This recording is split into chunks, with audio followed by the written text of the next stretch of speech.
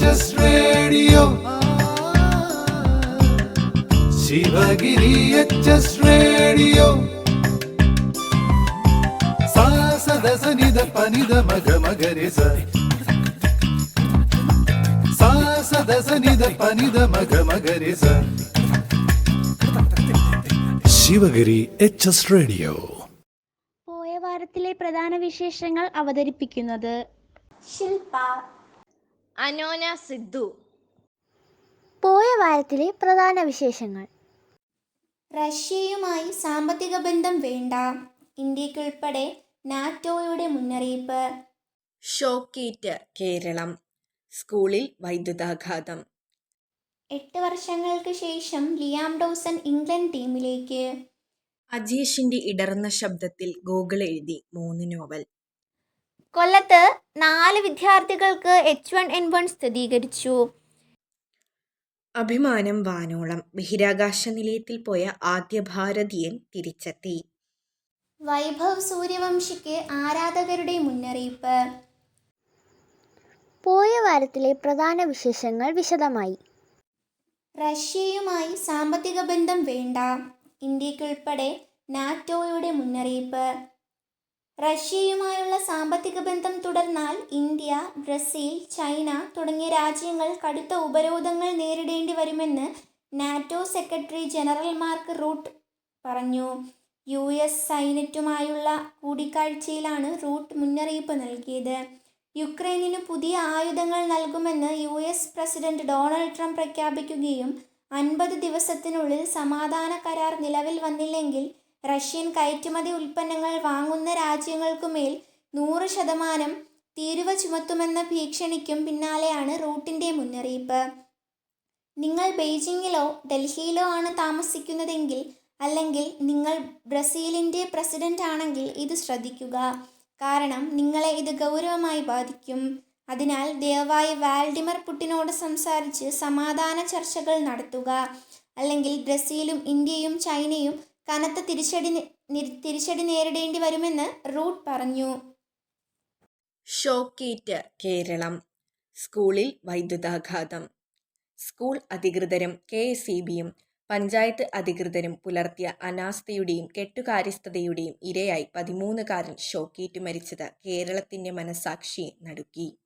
Thevalakkara boys HSലെ തകര sheet പാകിയ cycle ഷെഡിന് മുകളിൽ വീണ ചെരുപ്പെടുക്കാൻ കയറിയ 8ാം class വിദ്യാർത്ഥി മിഥുൻ 3 ഫേസ് വൈദ്യുതി ലൈനിൽ നിന്ന് ഷോക്കേറ്റ് മരിക്കുകയായിരുന്നു.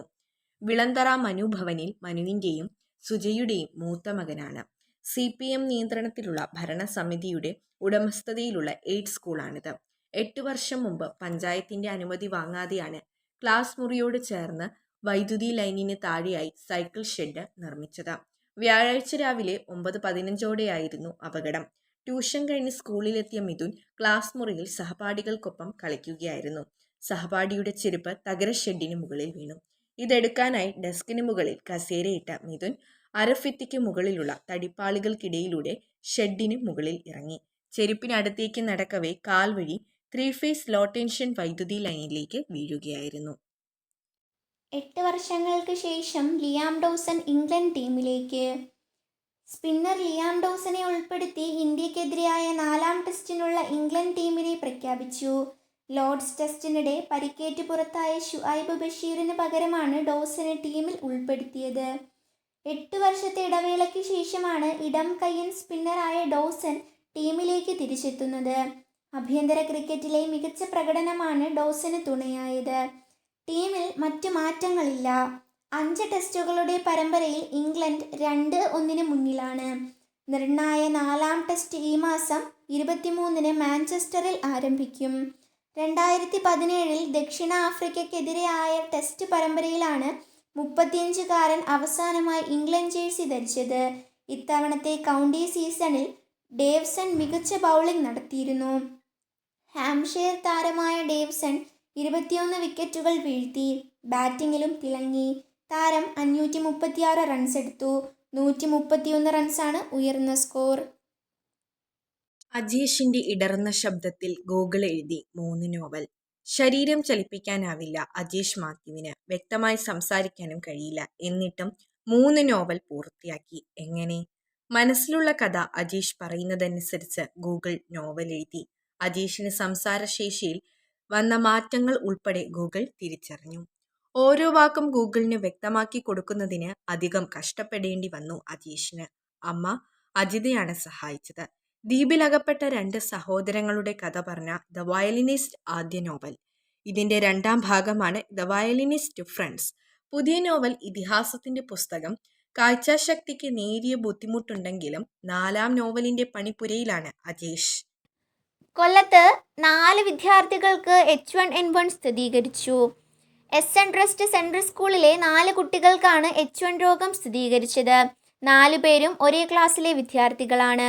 ആരോഗ്യവകുപ്പ് തുടർ നടപടികൾ സ്വീകരിച്ചു വരികയാണ്. എന്താണ് H1N1? സ്വൈൻ ഇൻഫ്ലുവൻസ അല്ലെങ്കിൽ പന്നിപ്പനി അല്ലെങ്കിൽ H1N1 ഇൻഫ്ലുവൻസ എന്ന അസുഖം 2009 മുതൽ അന്താരാഷ്ട്ര തലത്തിൽ പകർച്ചവ്യാധിയായി റിപ്പോർട്ട് ചെയ്തിട്ടുള്ളതാണ്.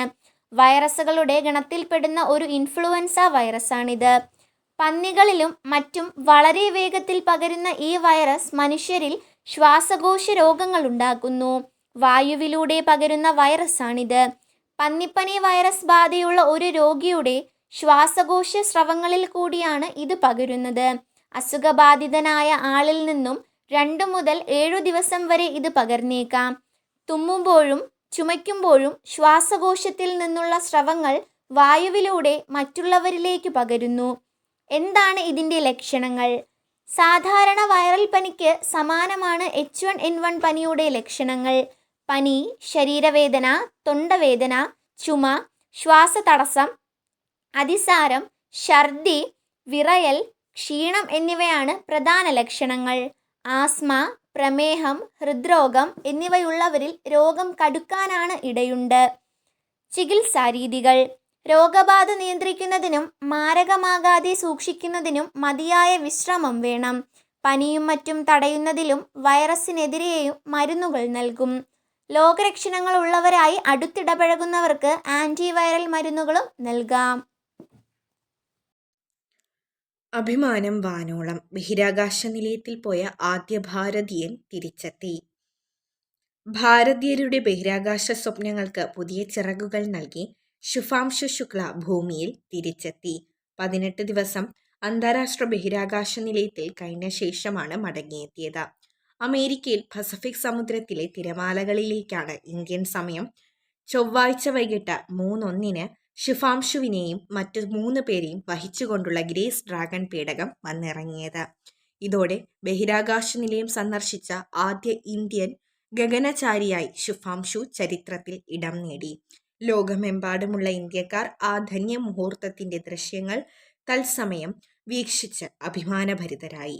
കടലിൽ നിന്ന് വീണ്ടെടുത്ത പേടകം കപ്പലിലേക്ക് മാറ്റിയതോടെ വാതായനങ്ങൾ തുറന്ന് ശുഭാംശു പുറത്തേക്ക് പുഞ്ചിരി തൂകി കൈകൾ വീശി ലോകത്തെ അഭിവാദ്യം ചെയ്തു. വൈഭവ് സൂര്യവംശിക്ക് ആരാധകരുടെ മുന്നറിയിപ്പ്.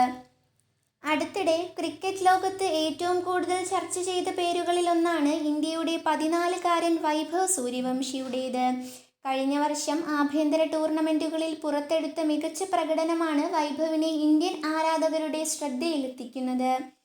ഇക്കഴിഞ്ഞ IPLൽ താരലേലത്തിൽ 1.1 കോടി രൂപയ്ക്ക് രാജസ്ഥാൻ റോയൽസ് ടീമിലെടുത്തതോടെ വൈഭവിൻ്റെ പേര് ആഗോളതലത്തിൽ ചർച്ചയായി.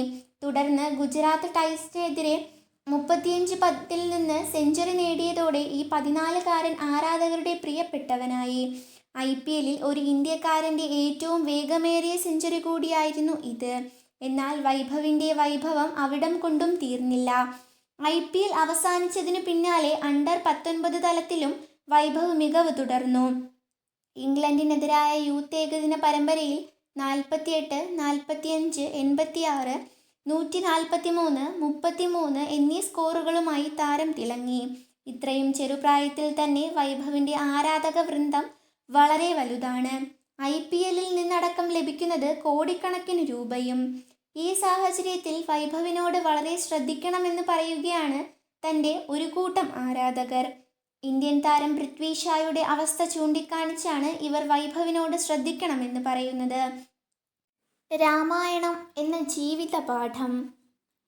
ഇന്ത്യയുടെ സാംസ്കാരിക പൈതൃകത്തിൽ അഗാധമായ സ്വാധീനം ചെലുത്തിയ മഹത്തായ ഇതിഹാസങ്ങളിൽ ഒന്നാണ് രാമായണം. ഇത് കേവലം ഒരു കഥയല്ല, മനുഷ്യജീവിതത്തിലെ ധർമ്മം, നീതി, സ്നേഹം, ത്യാഗം, ഭക്തി, കുടുംബ ബന്ധങ്ങൾ തുടങ്ങിയ ഉദാത്തമായ മൂല്യങ്ങളെക്കുറിച്ചുള്ള ആഴത്തിലുള്ള പാഠങ്ങളാണ്. വിശുദ്ധതയുടെയും ധർമ്മത്തിൻ്റെ മാതൃകയുടെയും പ്രതീകവുമായ രാമായണം ഇന്നത്തെ കാലത്ത് അതിൻ്റെ ആധുനിക പ്രസക്തിയും പാഠവുമാണ് കൂടുതൽ പ്രധാനമാകുന്നത്. ധാർമ്മികം, സാമൂഹികം, മാനവികം തുടങ്ങിയ പാഠങ്ങൾ ഇന്ന് അതീവ പ്രസക്തങ്ങളാണ്. രാമൻ എന്ന കഥാപാത്രം ആദർശ പുരുഷനായി ചിത്രീകരിക്കപ്പെടുമ്പോഴും അദ്ദേഹത്തിൻ്റെ ജീവിതത്തിലെ നിർഭാഗ്യങ്ങളും ധർമ്മപരിപാലനത്തിനുണ്ടാകുന്ന ആന്തരിക സംഘർഷങ്ങളും നാം മനസ്സിലാക്കണം. പിതാവിൻ്റെ വാഗ്ദാനം കാത്തു സൂക്ഷിക്കുന്നതിനായി രാജസിംഹാസനം ത്യജിക്കുന്ന രാമൻ അനിവാര്യമായ വനവാസം സ്വീകരിക്കുന്നു. ഇന്നത്തെ രാഷ്ട്രീയവും സ്വകാര്യ ജീവിതവും ആധാരമാക്കി നോക്കുമ്പോൾ ഇത്തരമൊരു ധാർമ്മിക നിഷ്ഠം വലിയ പ്രാധാന്യമേറുകയാണ്. പലപ്പോഴും വ്യക്തിപരമായ ആഗ്രഹങ്ങൾക്ക് മുൻതൂക്കം കൊടുക്കുന്ന സമൂഹത്തിൽ രാമൻ ധർമ്മത്തെ പ്രാധാന്യമുള്ളതായി കാണുന്നത് ആലോചനയ്ക്ക് വഴിയൊരുക്കുന്നു. സ്ത്രീധൈര്യത്തിൻ്റെയും ആത്മവിശ്വാസത്തിൻ്റെയും പ്രതീകമായി സീതയെ കണക്കാക്കാം. ഹനുമാൻ വിശ്വസ്തതയും സേവഭാവവും പ്രതിനിധീകരിക്കുന്നു. ഒരു തൃണത്തിനു പോലും നാശം വരാതിരിക്കാനായി നിർവ്യാജ്യമായി ശ്രമിക്കുന്ന ഹനുമാന്റെ മനോഭാവം ഇന്നത്തെ സേവന മേഖലകളിൽ മാതൃകയാവാം. ഭരതൻ്റെ പരമനിഷ്ഠയും കൈകേയിയും നടത്തുന്ന ഗൂഢാലോചനയ്ക്കെതിരെ സ്വതന്ത്രമായി നിലപാട് സ്വീകരിക്കുന്ന ധീരതയും ഇന്നത്തെ രാഷ്ട്രീയ ജനങ്ങൾക്കും പൊതുജനങ്ങൾക്കുമുള്ള പാഠമാണ്. രാവണൻ എന്ന പ്രതിനായകനെ പുതുമനസ്സോടെ വിലയിരുത്തേണ്ടത് അനിവാര്യമാണ്. അപാരമായ ജ്ഞാനവും തപസ്സും അധികാരവുമുള്ള രാവണന് അതിൻ്റെ ശരിയായ പ്രയോഗം ചെയ്യാനുള്ള വിവേകം ഇല്ലാത്തതിനെ പറ്റിയാണ് ഈ കഥാപാത്രം മുന്നോട്ട് വയ്ക്കുന്ന പ്രധാന പാഠം. രാമായണം ഒരു പുരാതന കഥയായി കാണാതെ അതിൻ്റെ സന്ദേശങ്ങൾ ജീവിത പാഠമായി ഉൾക്കൊള്ളേണ്ടതുണ്ട്. രാമായണം ഒരു കഥയല്ല, അതൊരു പാഠമാണ്. ഇന്നും നാളെയും പ്രസക്തിയുള്ള ഒരു ജീവിത പാഠം. പോയ വാരത്തിലെ പ്രധാന വിശേഷങ്ങൾ ഒരിക്കൽ കൂടി. റഷ്യയുമായി സാമ്പത്തിക ബന്ധം വേണ്ട, ഇന്ത്യക്കുൾപ്പെടെ നാറ്റോയുടെ മുന്നറിയിപ്പ്. ഷോക്കേറ്റ് കേരളം, സ്കൂളിൽ വൈദ്യുതാഘാതം. 8 വർഷങ്ങൾക്ക് ശേഷം ലിയാം ഡോസൺ ഇംഗ്ലണ്ട് ടീമിലേക്ക്. അജേഷിന്റെ ഇടർന്ന ശബ്ദത്തിൽ ഗൂഗിൾ എഴുതി 3 നോവൽ. കൊല്ലത്ത് 4 വിദ്യാർത്ഥികൾക്ക് H1N1 സ്ഥിരീകരിച്ചു. അഭിമാനം വാനോളം, ബഹിരാകാശ നിലയത്തിൽ പോയ ആദ്യ ഭാരതീയൻ തിരിച്ചെത്തി. വൈഭവ് സൂര്യവംശിക്ക് ആരാധകരുടെ മുന്നറിയിപ്പ്. പോയ വാരത്തിലെ വിശേഷങ്ങൾ അവസാനിച്ചു.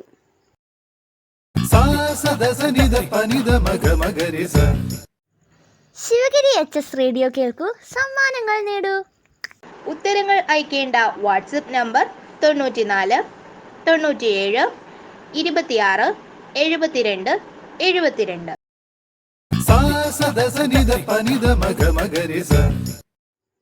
പോയ വാരത്തിലെ വിജയി 8ാം ക്ലാസ് D ഡിവിഷനിലെ ഷിഫ മർസ.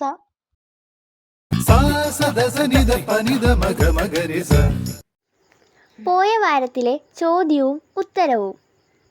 ഇസ്രയേൽ പ്രധാനമന്ത്രി ആര്? Benjamin Netanyahu.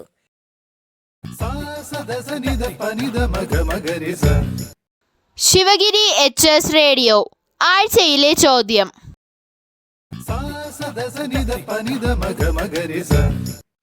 ആരുടെ നോവലാണ് ദി വയലിനിസ്റ്റ്? ഉത്തരങ്ങൾ അയക്കേണ്ട വാട്സപ്പ് നമ്പർ 94 97 26 72 72. ഈ ആഴ്ചത്തെ വിശേഷങ്ങൾ ഇവിടെ അവസാനിക്കുന്നു. പുതിയ വിശേഷങ്ങളുമായി നമുക്ക് വീണ്ടും കേൾക്കാം. Sivagiri HS radio.